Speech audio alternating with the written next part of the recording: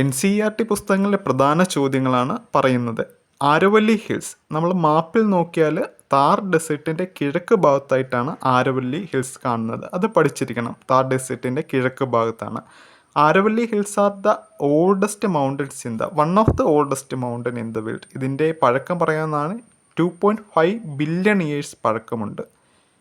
300 മുതൽ 900 മീറ്റർ ഉയരമുള്ള ആവറേജ് ഹൈറ്റാണ്. പല കൊടുമുടികളിലും ഇത് കാണുന്നുണ്ട്. എങ്കിലും ഇതിൽ ഏറ്റവും ഉയരം കൂടിയ കൊടുമുടി മൗണ്ട് അബു ആണ്. ഇതിൻ്റെ ഉയരം 1700 മീറ്ററാണ്.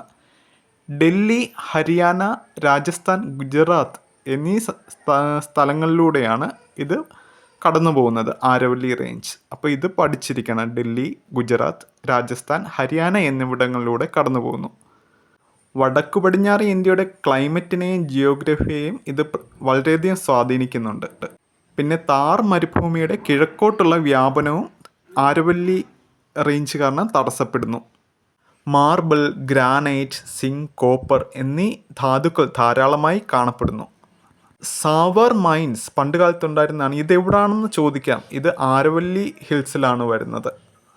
ഇവിടെ കാണുന്നതാണ് പ്രധാനമായും സിങ്ക്. അപ്പോൾ ഈ ലോകത്തിൽ തന്നെ സിങ്ക് വേർതിരിച്ചെടുക്കുന്നത് ഇന്ത്യക്കാരാണ്. അതും ഈ ഒരു റേഞ്ചിൽ നിന്നാണ് ഇത് വേർതിരിച്ചെടുക്കാൻ തുടങ്ങിയത്. ഇവിടെ കാണുന്ന പ്രധാന കോട്ടകൾ ചോദിക്കും. അവയാണ് ചിറ്റോർഗഡ്, കുംഭാൽഗഡ്, രത്തംബോർ എന്നിവ. ഇനി പ്ലേറ്റ് എന്താണെന്ന് ചോദിക്കാൻ സാധ്യതയുണ്ട്. അതൊരു ലാൻഡ് ഫോമാണ്. അത് മറ്റുള്ള ഭൂവിഭാഗങ്ങളിൽ നിന്നും ഉയർന്നു കാണപ്പെടുന്നു. Rise up from the surrounding land. ഇന്ത്യയിൽ തന്നെ പ്രധാനമാണ്. The important plate in India is the triangular peninsular area in the middle and south of the country. This is surrounded by Arabian sea, the bay of Bengal and Indian ocean. Also bordered by western Ghats and eastern Ghats. ഇന്ത്യയിലെ തന്നെ പ്രധാനമായ ഒരു പ്ലേറ്റാണ് triangular peninsular area. ഇത് Arabian സീയും bay of ബംഗാളും Indian ഓഷ്യനുമായി ചുറ്റപ്പെടുന്നു.